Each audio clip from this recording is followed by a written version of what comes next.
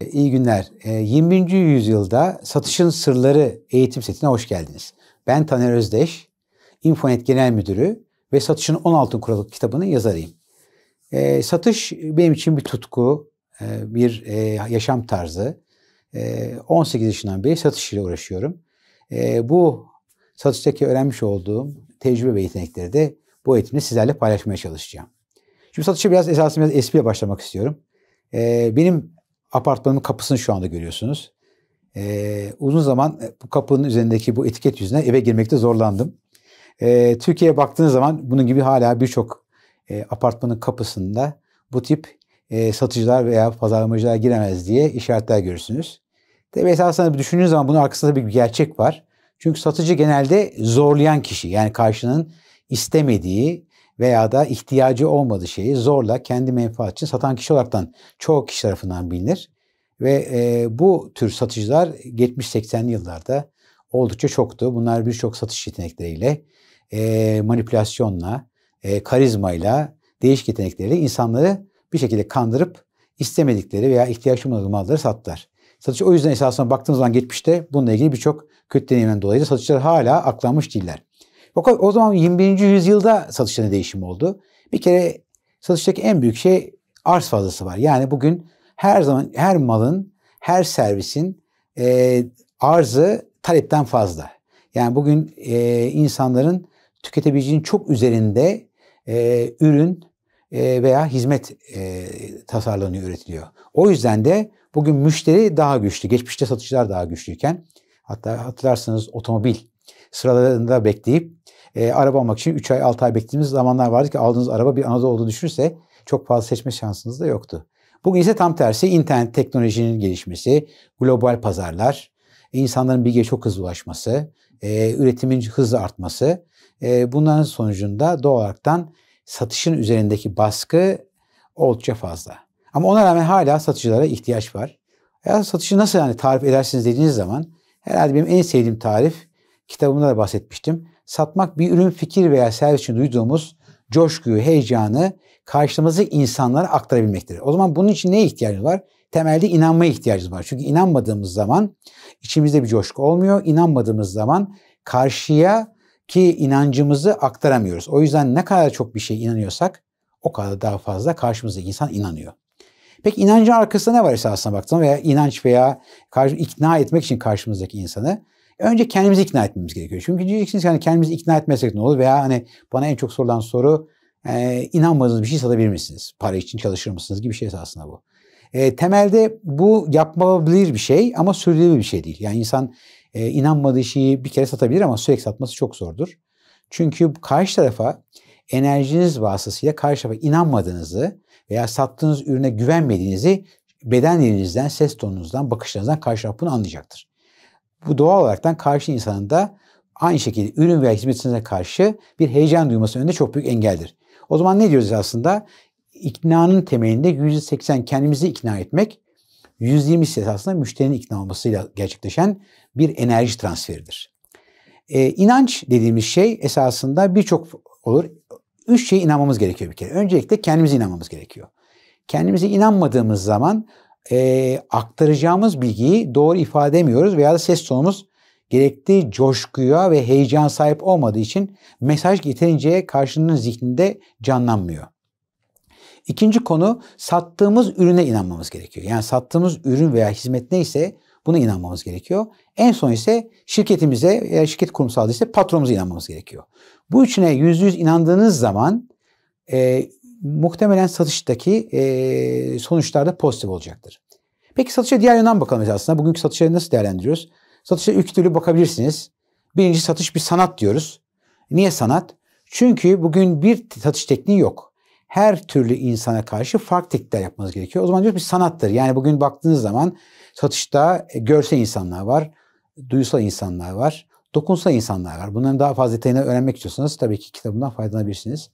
Onun dışında detaycı insanlar var, analitik insanlar var, baktığınız zaman duygusal insanlar var veya da hoş sohbet, neşeli insanlar var. Şimdi bunların her birine satarken farklı bir tarz geliştirmeniz gerekiyor.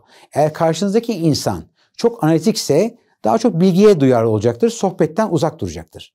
Karşımızdaki insan eğer sohbetten hoşlanıyorsa, neşeliyse mümkün olduğu kadar karşımızdaki insanı germeden, karşımızdaki insanı eğlendirerekten bilgimizi sunmamız gerekiyor.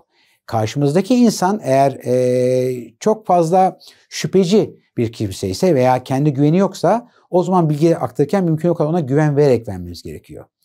Bunun gibi birçok insana birçok teknikte yaklaşmanız gerekiyor. O yüzden dediğim gibi tek bir satış şey yok. O yüzden satışa sanat diyoruz. Bunun dışında satış anlamında bilim diyoruz. Niye bilim? Şimdi bugün baktığınız zaman da dünyada çoğu meslekte çok fazla kendinizi geliştirmeden sadece gündemi takip ederekten mesleğinizde devam edebilirsiniz. Ama satış öyle bir şey değil. Satışta kişi ne kadar çok kitap okursa, ne kadar çok kendi geliştirirse, ne kadar çok vizyon kazanırsa kişinin satıştaki inancı, kendisine özgüveni ve birçok konuda kendisine daha fazla güven duyması sağlayacaktır. O nedenle kişi eğer kendisine yatırım yaptığı zaman buna bilim diyoruz. Daha fazla farklı şekilde görüyor, daha geniş bakış açısına sahip oluyor ve bu şekilde daha çok insanlara bilgisini aktarırken daha farklı kelimelerle, farklı şekillerle, farklı bakış açılarıyla, farklı örneklerle, farklı öykülerle sunabiliyor. O yüzden kişinin ne kadar çok bilgiye sahip olması kişinin müşteri önündeki performansını birebir etkileyecektir. Şimdi yine güzel bir öyküm var aslında. Bugün baktığınız zaman hani herkes satışçı olmak istemiyor veya satış baktığımız zaman hani kapılarda giremezsiniz seviyesinde görülen bir meslek.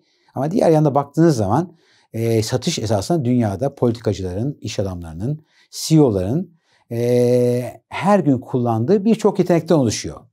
Bununla ilgili bir örnek ararken Fortune dergisi Türkiye'nin önde gelen iş adamı ve bankacısı Hüsnü Özney'i ile ilgili bir kapak yapmış. Şu anda kapağı görüyorsunuz. Kapak ne yazıyor aslında? Türkiye'nin en iyi satıcısı. Tam istediğim gibi bir örnekti esasında. Bunu daha iyi ifade edemezdi herhalde. Hüsnü Bey ile ilgili bir tane de öyküm var esasında. Çünkü benim oğlum Özyeğin Üniversitesi'nde okuyor. Ve bir gün oğlum üniversiteye kaydederken kararsız kaldık. Çünkü Özyeğin Üniversitesi açıldı. 2 sene olmuştu. Çok fazla bir şey yoktu, geçmişi yoktu. Diğer yanda da Koç Üniversitesi vardı. İkisi arasında bir karar vermemiz gerekiyordu. Ve o gün okul tarafından pazar günü velileri davet ettiler. Yani daha çok ikna etmek için Özyeğin Üniversitesi'ne kaydımız anlamında. Ve rektör öncelikle okulun rektörü Amerika'dan yeni gelmişti. Çok güzel prezentasyon yaptı. Yani bugün rektörün bir satış yapması düşünemezdi bile ama bu kişinin yapmış olsun gerçekten çok etkileyici. Fakat daha da etkileyici olan esasında orada aşağı yukarı 20-30 kişi vardık. Ve bir anda pazar günü saat 10 gibi kapı açıldı. İçeri lacivert takım elbisesi içinde mendiliyle hoş bir adam içeri girdi. Bir baktım Hüsnü Bey.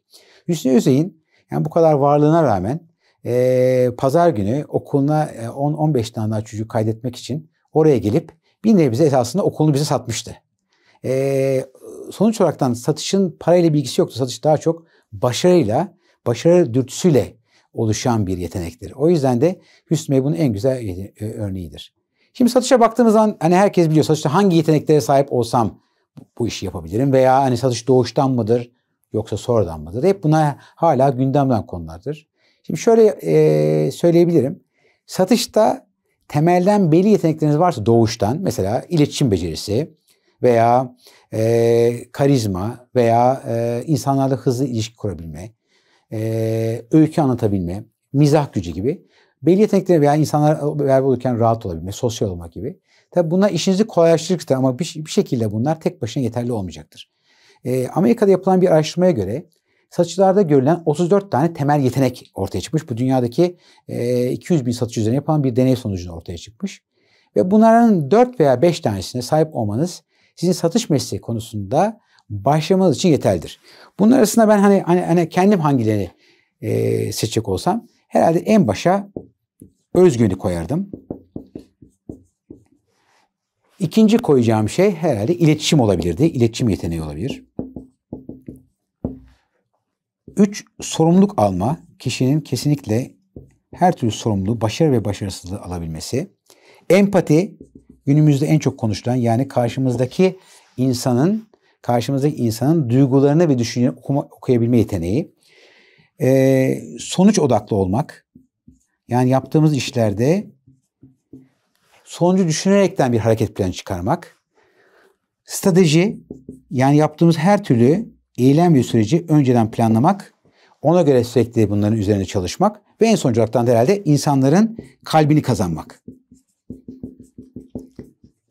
Bunlar benim en çok kendi kullandığım yeteneklerim. Bunlara sahip olduğum için de satışı yaparken hiç zorlanmıyorum. Ve oldukça da keyif alıyorum. Bunlarda kendinize ne yapmanız lazım? Ben sizin olsaydım şunu yapardım.